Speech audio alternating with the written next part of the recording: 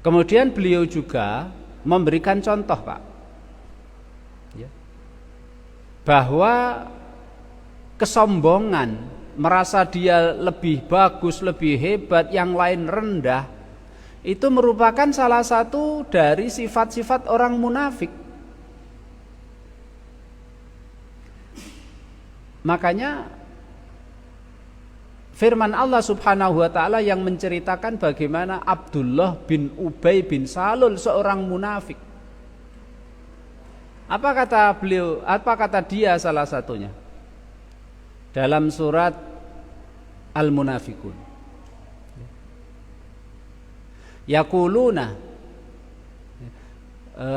firman Allah Subhanahu wa taala dalam surat Al-Munafikun itu, la irraja'na la yukhrijannal a'azzu minhal adal.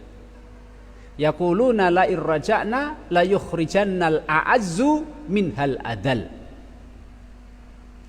Jadi dia Abdullah bin Ubay bin Salul, seorang munafik ini, Pak, berada di luar Madinah, Pak. Berada di kampungnya orang Yahudi, kerjasama dengan orang Yahudi.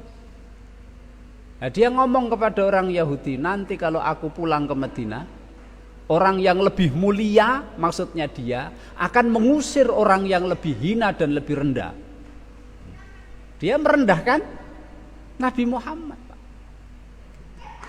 Sombong itu kan merupakan salah satu sombong. Akhirnya dia tidak mau menerima ajaran agama yang dibawa oleh Nabi Muhammad sallallahu alaihi wasallam. Yaquluna la irraja'na ilal madinati la yukhrijannal a'azzu minhal adal. Dia merasa a'azzu, lebih hebat, lebih tinggi, lebih mulia. Minhal adal, Rasulullah dianggap adal, lebih hina, lebih rendah. Ada juga, Pak, seorang munafik namanya Akhnas bin Syuraik. Akhnas bin Syuraik ini karena tingkah lakunya Allah Subhanahu wa taala menurunkan surat Al-Baqarah ayat 205 dan 206. Wa minan nasi may yu'jibuka qawluhu fil hayati dunya wa yushhidullaha ala ma fi qalbihi wa huwa aladul khisam. Wa idza tawalla sa'a fil ardi liyufsida fiha wa yuhlikal harsa wan nasl wallahu la yuhibbul fasad. Wa idza qila lahu taqillaha akhadathul izzatu bil ismi fahasbuhu jahannamu wala bi'sal mihad.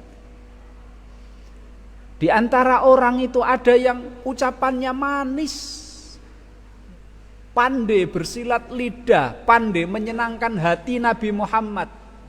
Ucapannya pun dikuatkan dengan sumpah demi Allah.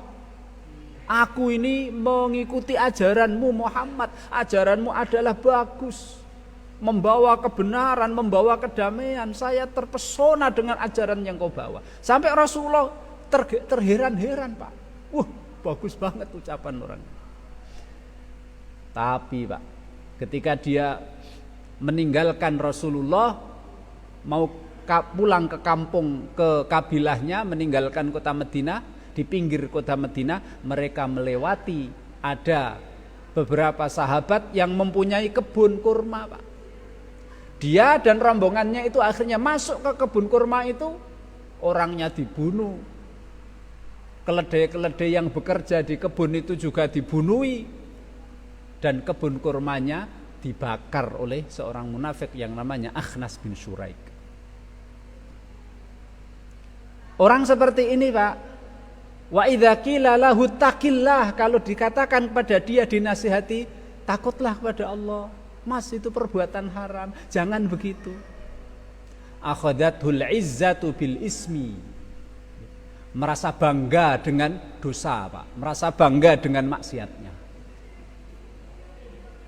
Jadi kalau dinasihati, Pak, itu enggak bagus, Pak, ittaqillah, takwalah kepada Allah, eling, ingat. Apa? Gitu, Pak. Iki udah urusanmu. Akhadatul izzatu bil ismi. Justru dia membanggakan kemaksiatan dan dosa yang dia lakukan.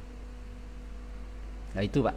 Ini fahasbuhu jahannam, cukuplah orang itu neraka jahanam wala bi'sal mihad, neraka jahanam adalah sejelek-jelek tempat kembali. Makanya Imam Ibnu Hajar Al-Haytami, Pak, mengomentari ayat itu, beliau menukil ucapannya sahabat Ibnu Mas'ud radhiyallahu anhu.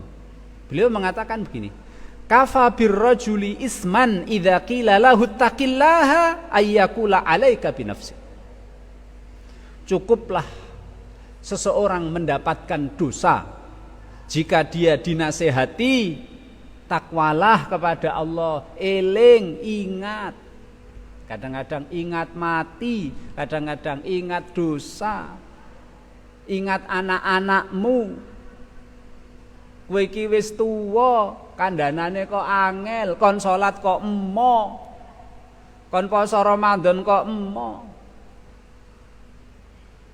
kon jamaah di masjid kok emo.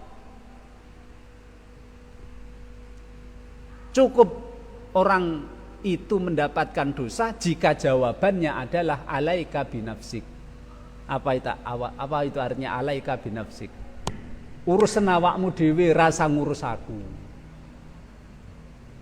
Wes itu urusanmu. Urus kamu sendiri, ini urusan saya. Enggak usah ikut campur urusan saya. Dosa, Pak, dinasihati kok malah seperti itu. Apalagi tadi ayat tadi, jika dinasihati malah akhadatul izzatu bil ismi, malah membanggakan dan menyombongkan kemaksiatannya.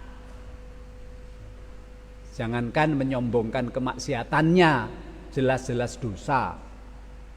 Wong jika dinasihati dia menjawab alaika binafsika, wis kowe ngurusi urusanmu dhewe, ra usah ngurusi urusane wong. Menurut sahabat Ibnu Mas'ud, dosa orang seperti itu.